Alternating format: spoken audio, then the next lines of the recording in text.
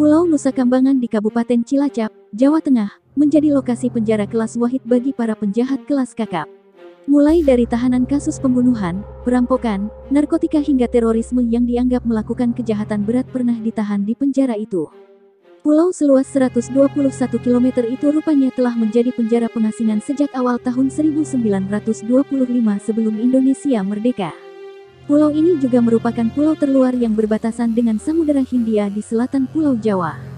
Karena letaknya yang berada jauh dari daratan Jawa, maka tak heran penjara Nusa Kambangan bak tempat pengasingan bagi siapapun yang ditahan di sana. Karena dihuni oleh para tahanan negara, status pulau ini pun menjadi milik Kementerian Hukum dan HAM. Ada 4 lembaga permasyarakatan (LP) yang masih aktif digunakan, yakni LP Batu, LP Besi, LP Kembang Kuning, dan yang tertua LP Permisan yang dibangun sejak tahun 1908. Beberapa nama tokoh yang dianggap melakukan kejahatan kelas kakap pernah ditahan di penjara tersebut. Bahkan, ada sebagian tahanan yang mendekam di Nusa Kambangan karena dianggap sebagai tahanan yang membahayakan. Berikut 4 tindak kriminal yang dilakukan 5 pelaku yang pernah mendekam di balik jeruji besi Nusa Kambangan yang sempat bikin heboh. 1. Hutomo Mandala Putra, anak bungsu mantan Presiden Soeharto ini pernah merasakan dinginnya tembok penjara Nusa Kambangan. Pria yang biasa disapa Tommy Soeharto ini didakwa atas beberapa kasus kriminal, yaitu perencanaan pembunuhan Hakim Agung Syafriuddin Kartasasmita, kepemilikan senjata api plus amunisinya, dan usaha melarikan diri dari sel. Tommy pun ditangkap pada November tahun 2001 dan mulai menjalani hukumannya sejak tanggal 16 Agustus tahun 2002. Awalnya, Tommy mendekam di Lembaga Permasyarakatan LP Batu, Nusa Kambangan, namun pada tanggal 3 April tahun 2006, ia dipindahkan ke Lembaga Permasyarakatan Narkotika Cipinang. Juni tahun 2005, Mahkamah Agung meringankan hukuman Tommy dari 15 tahun menjadi 10 tahun.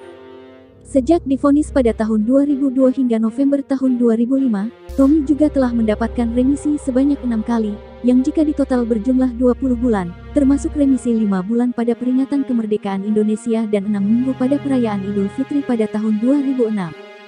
Dengan potongan itu, Tommy yang seharusnya bebas pada 2011, keluar dari penjara pada Oktober tahun 2008. Ia dibebaskan bersyarat pada tanggal 30 Oktober tahun 2006 dan diharuskan untuk mengikuti pengawasan dan pembinaan di Balai Pemasyarakatan Bapas Salemba hingga masa hukumannya berakhir. 2. Bob Hasan. Muhammad Hasan atau yang biasa dikenal Bob Hasan merupakan seorang pengusaha dan pernah menjadi Menteri Perindustrian dan Perdagangan di era Presiden kedua RI Soeharto. Namanya mencuat saat berbisnis kayu. Lewat bisnis ini dia dituduh melakukan pengerusakan lingkungan.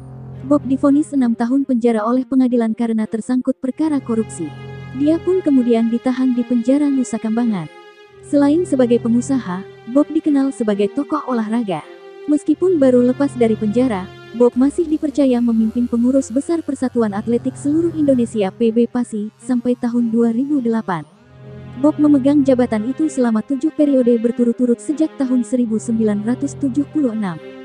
3. Johnny Indo. Johannes Hubertus Ekenboom atau biasa dikenal dengan Johnny Indo awalnya dikenal sebagai perampok toko emas di Jakarta era tahun 70-an.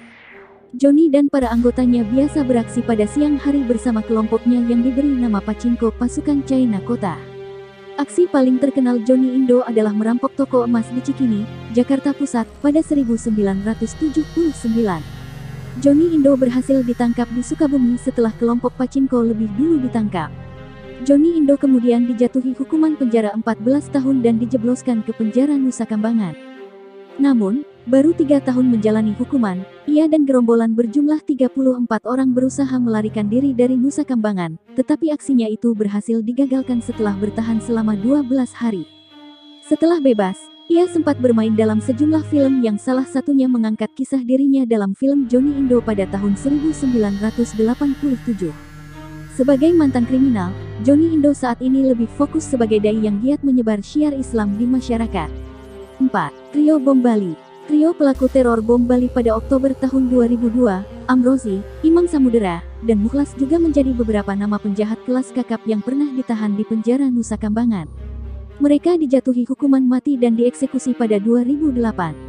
3 pria itu menjadi pihak yang paling bertanggung jawab dalam peristiwa pengeboman pada malam hari tanggal 12 Oktober tahun 2002. Dua ledakan pertama terjadi di Padispup dan Sari Club SC, di Jalan Legian, Kuta, Bali, sedangkan ledakan terakhir terjadi di dekat kantor konsulat Amerika Serikat. Tercatat 202 korban jiwa dan 209 orang luka-luka atau cedera. Kebanyakan korban merupakan wisatawan asing yang sedang berkunjung ke lokasi yang merupakan tempat wisata tersebut. Peristiwa ini dianggap sebagai peristiwa terorisme terparah dalam sejarah Indonesia. 5. Duo Balin 9. Dua terpidana mati Balin 9 Miuran Sukumaran dan Andrew Chan sempat merasakan jeruji besi penjara Nusa Kambangan setelah sebelumnya ditahan di Lapas Kerobokan, Denpasar, Bali. Miuran dan Andrew dianggap sebagai dua tokoh yang berperan penting dalam kasus penyelundupan heroin seberat 8,2 kg dari Indonesia ke Australia itu.